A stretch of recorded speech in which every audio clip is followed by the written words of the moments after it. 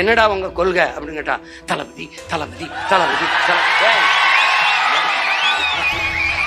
அப்படி கத்தாதியடா, அப்படி கத்தாதி எனக்கு கேட்கும்போது தலைவிதி தலைவிதின்னு கேக்குது.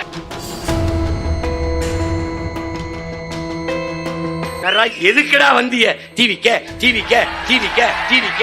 டேய் டிவிக்க வாடா விளம்பர கிளம்பி வந்திருக்கிய. சரிப்பா அப்படி ஓரமா போய் வீங்கப்பான்னு சொல்லுங்க.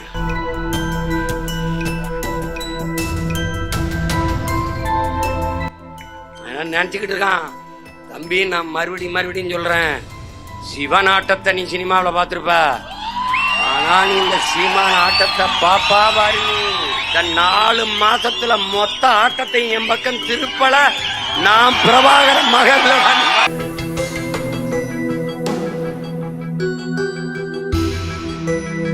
நான் 2021 தேர்தலில் வாக்கு சேகரிக்கும் போது ஒரு நேர்மையாளன உண்மையான தேர்வு செய்யுங்கன்னு நான் அந்த கதையை சொல்றேன். அவரு தளபதினு மாத்திட்டு அதை சொல்றாரு. இதுல ஒண்ணு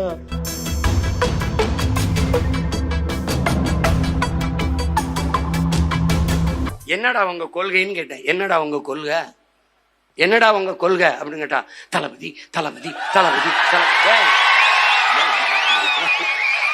அப்படி கத்தாதியடா, அப்படி கத்தாதி எனக்கு கேட்கும்போது தலைவிதி தலைவிதின்னு கேக்குது. அப்படி கத்தாத, ஏன் அப்படி கத்தாதப்பா? தளபதி தளபதி அது சரிடா, கொள்கை தளபதி தளபதி.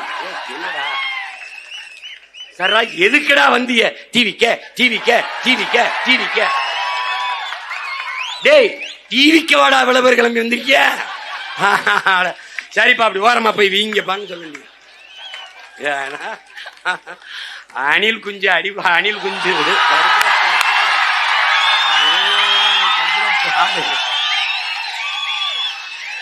அது புலி வெறி கொண்டு வேட்டையாடி போகும்போது குறுக்கு மறுக்குமா ஓடும்.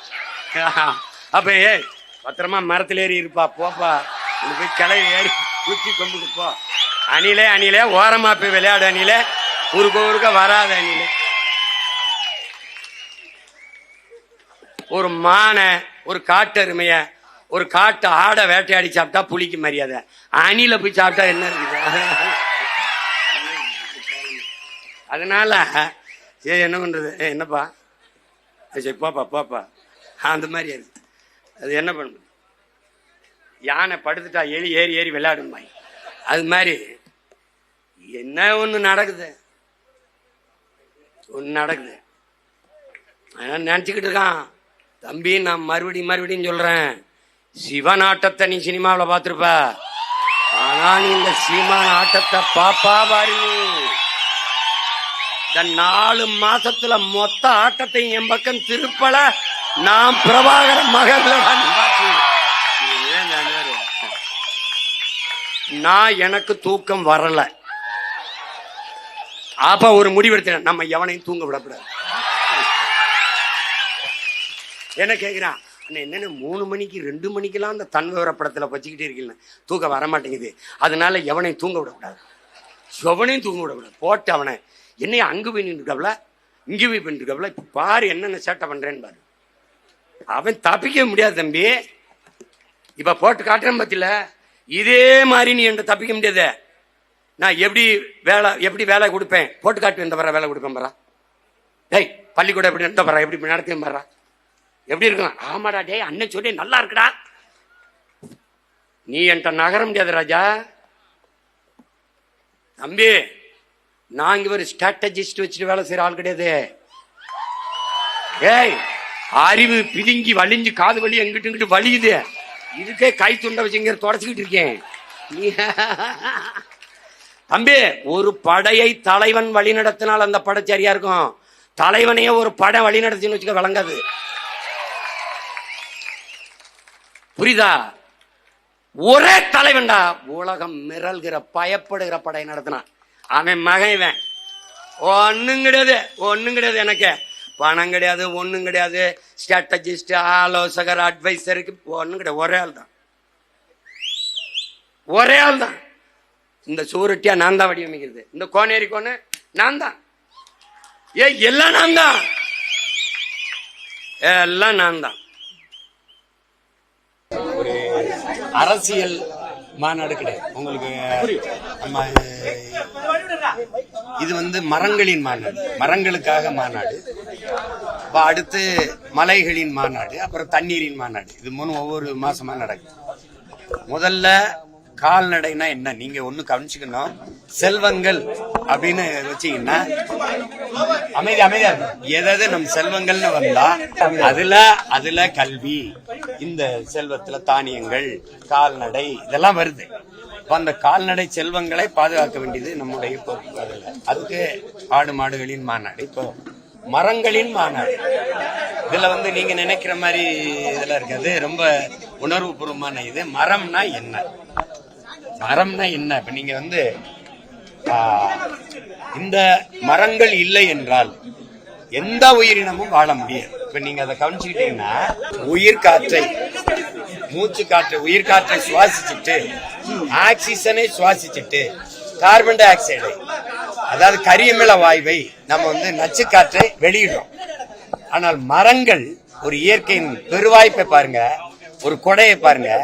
இந்த மரங்கள், இந்த தாவரங்கள் இந்த நச்சு காற்றை சுவாசிச்சு தூய காற்றை வெளியிடுது, உயிர் காற்றை வெளியிடுது, ஆக்சிஜனை வெளியிடுது. இந்த இந்த இந்த சமநிலை இல்லைன்னா எந்த உயிரினமும் இருக்க முடியாது. மனிதன் மட்டும் இல்ல, எந்த உயிரினமும் இருக்க முடியாது. அப்படின்னா மரமா நம்ம உயிரான்னு நீங்க பாக்கணும்.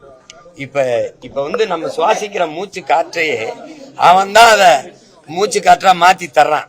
அப்ப மரம் நம்முடைய உயிர். மரம் வந்து அப்ப மரம் அது மண்ணின் வரம், அதை வளர்ப்பதே மனித அறம். வனம் செய்வோம் அப்படிங்கறத கருத்தை வலியுறுத்தி நம்ம போறோம். இப்ப உங்களுக்கு புவி வெப்பமாகுது, எல்லாருக்கும் தெரியுது. அதை தடுக்க என்ன வழி இருக்குன்னா மரம் வளர்த்தல் ஒன்றுதான். அதை வலியுறுத்தி தான் நம்ம வருகிற 30ஆம் தேதி எங்க ஐயா மனிதநேய அறக்கட்டளை நிறுவனர் சைதை துரைசாமி அவர்களினுடைய காடு, எங்க ஐயா 68 ஏக்கர்ல காடு வச்சிருக்காரு. என் தம்பி வெற்றி தெரியும், வெற்றி துரைசாமி, அவன் அன்பன்பா வளர்த்த காடுகள்ல அந்த மரங்களின் மாநாடு நடக்க இருக்குது ஆகஸ்ட் 30ஆம் தேதி. ஆனா மரம் கூட நீங்க பேசுறத வந்து நிறைய பேர் விமர்சனமா வருது.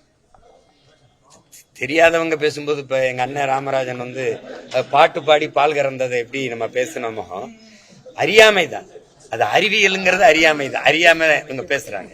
இப்போ ஒரு மாடை கட்டி வச்சுட்டு அது இருக்கிற பட்டாசு வெடியை போட்டா என்ன செய்யணும்னு நினைக்கிறீங்க? அத்துக்கிட்டு ஓடும்ல. அப்ப பெரிய வெடியை போட்டா அத்துக்கிட்டு ஓடுற மாடு மெல்லிய இசையை ரசிக்குமா ரசிக்காது? ரசிக்கும். இது அறிவியல்.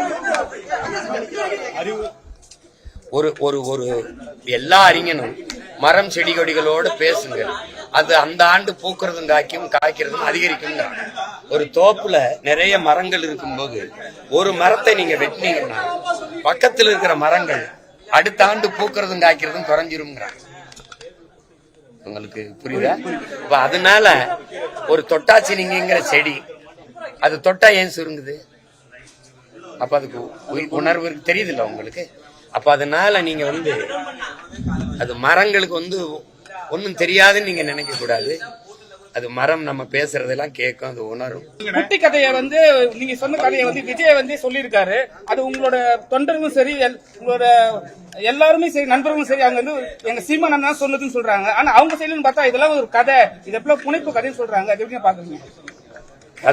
கதைனால அந்த முதல்ல அத அந்த இந்த நிலத்துல எடுத்து சொன்னது யாரும் இல்ல.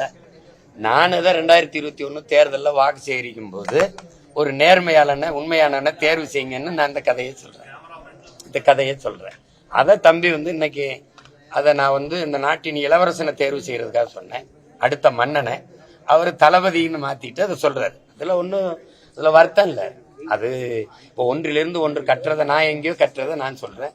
அவர் இதை கட்டுறது, அண்ணன்ட்ட கட்டுறது தம்பி இன்னொரு இடத்துல சொல்றாரு. அது தவறு ஒண்ணு.